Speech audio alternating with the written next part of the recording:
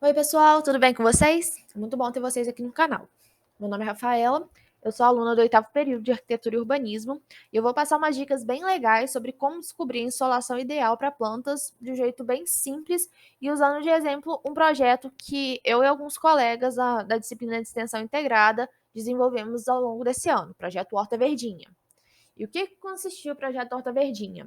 A gente tentou reviver, né? A gente reviveu a horta do asilo da cidade de Tombos, Minas Gerais.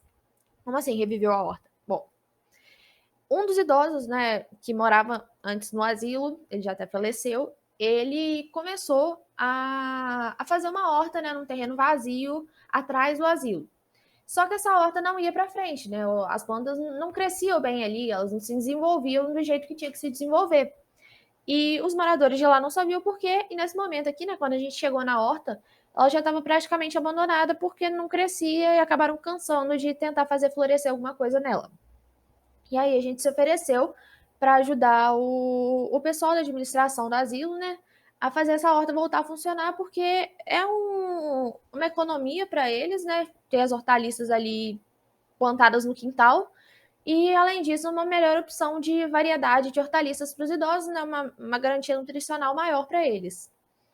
Bom, e aí, por que então que a horta não estava funcionando? A gente começou a analisar o que estava acontecendo de errado naquela horta para as hortaliças não estarem florescendo. E a gente descobriu o problema: uma insolação desfavorável. E aí, o que significa uma insolação desfavorável? Uma insolação desfavorável não explica muito bem. Bom, aqui a gente tem ilustrado, né, a vista, né, pelo Google Earth do terreno que a gente tinha disponível para fazer essa horta, né, o terreno onde ficava a horta antiga, esse terreno aqui em cima. Aqui a gente tem o norte voltado para cima, então os pontos cardeais eles estão retinhos, né, em cruz aqui para ficar mais fácil de analisar. Bom, a gente aprende na escola, né, que o Sol ele faz o caminho no sentido leste-oeste, né, que se nasce no leste e se põe no oeste. Então a gente pode ter muitas vezes a visão equivocada de que ele faz esse caminho aqui retinho, né, com uma seta. Mas na verdade não é esse caminho que o Sol faz. Ele, aqui no Brasil, ele vai fazer uma curva assim.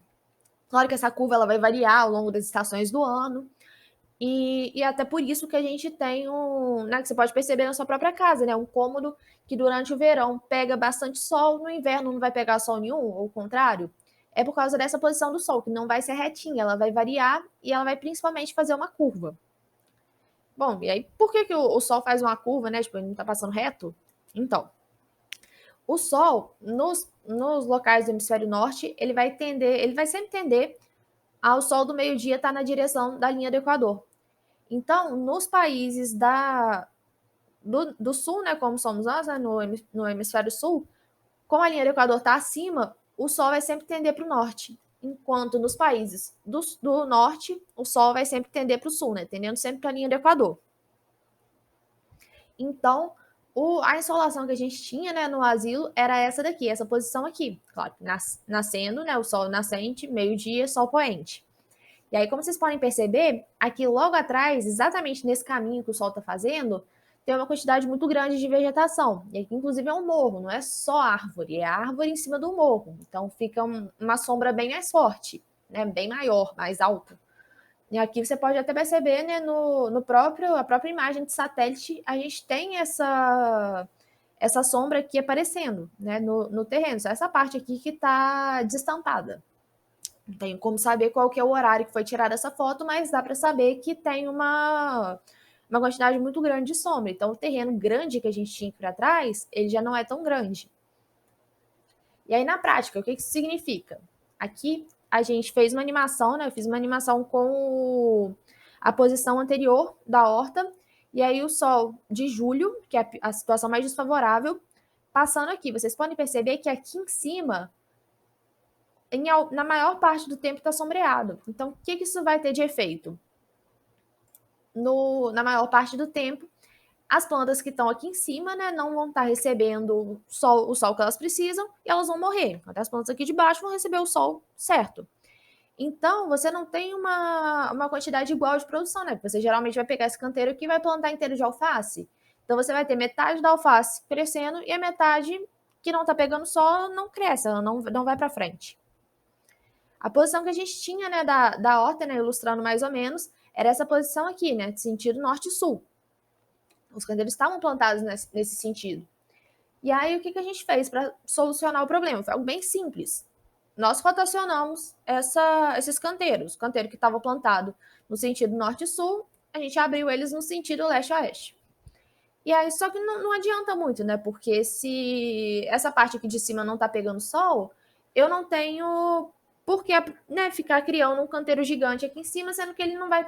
Não vão ser tantas plantas que vão se adaptar à falta de sol. Então, o que a gente fez? A gente modificou esse desenho que nós temos aqui, a gente modificou de acordo com onde vai pegar mais sol, a gente aumenta, onde vai pegar menos sol, a gente diminui. Então, a gente aumentou esses canteiros aqui que estão mais para baixo, que aí as árvores que estão, né, no morro posicionado aqui, elas não vão fazer tanta sombra aqui, e a gente aumentou. E em cima a gente diminuiu, porque vão ser poucas plantas que a gente vai ter que plantar aqui que vão sobreviver a uma quantidade maior de sombra. Então, diminuímos.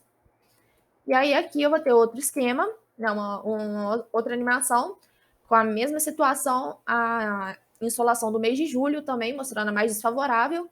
E até no mês de julho a gente vai ter essa situação aqui, a maior parte do dia, né? Tirando essa árvore aqui que vai fazer alguma sombra, mas é uma árvore ilustrativa, a árvore que tem lá, ela é bem mais seca. Então aqui vai mostrar que a maior parte do tempo ele está ensolarado, né? Aqui é o sol nascendo, não vai ter sol em lugar nenhum. E aí, como vocês vão perceber, isso faz com que a maior parte aqui das hortaliças ela vai estar recebendo sol o dia todo e vai poder crescer e se desenvolver bem melhor do que do jeito que estava antes. Para quem ficou curioso, sim, a horta ela foi executada lá no Asilo de Tombos, né? Aqui tem todo o processo, né, de produção dessa horta. Já está com algumas mudinhas, então ela já está crescendo e funcionando da forma que a gente imaginava, né? E o nosso objetivo, né, é que essa horta ela possa crescer ainda mais e produzir mais do que produzia antes. Bom, e aí vocês perguntam, né, pô, você me mostrou o que você estudou, né, né, eu estudo arquitetura, então, né, eu tive algumas aulas sobre insolação, e aí você, né, em casa pode estar perguntando, poxa, como que eu faço isso sem ter um conhecimento técnico da área, né, como que eu faço isso funcionar na minha casa? Né, como é que eu vou saber onde que é o leste-oeste? Então, é uma forma bem simples, eu vou mostrar para vocês agora, vamos fazer o uso do Google Maps para poder descobrir onde fica o leste-oeste do seu terreno e assim poder plantar a horta nessa direção. Bom, eu estou aqui, né, na guia do Google, e aí você vai digitar maps.google.com, é isso aqui. E aí vai entrar, né, no local onde você está, né, na sua cidade, alguma coisa do tipo, e aí você vai digitar o seu endereço, o nome da sua cidade, como você achar mais fácil de encontrar a sua casa, né, o seu terreno, seja na zona rural, seja na zona urbana. E aí você vai clicar aqui em camadas e satélite. Você não quer ver as ruas, você quer ver a imagem de satélite. E aqui, né, eu vou ilustrar, né, como que a gente encontrou aqui no asilo, né?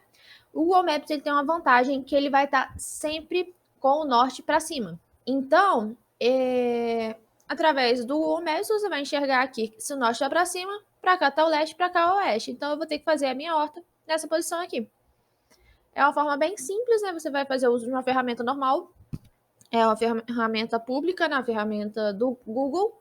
E aí é sempre interessante também olhar, né? Se você tem uma árvore maior no seu terreno, né? Que ela pode estar fazendo alguma sombra.